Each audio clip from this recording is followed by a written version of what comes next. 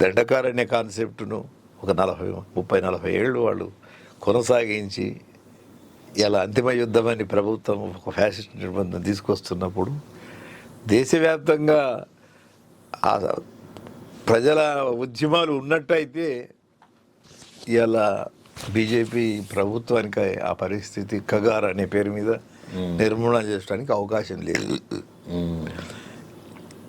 అందుకే ఒక disadvantage situation అనేది బీజేపీకి అడ్వాంటేజ్ సిచ్యువేషన్ అయ్యి అది కగార్ అనే పేరు మీద ఇంతకాలం నిర్మాణం చేసుకున్నటువంటి ఉద్యమాన్ని దెబ్బతీయగలుగుతున్నది.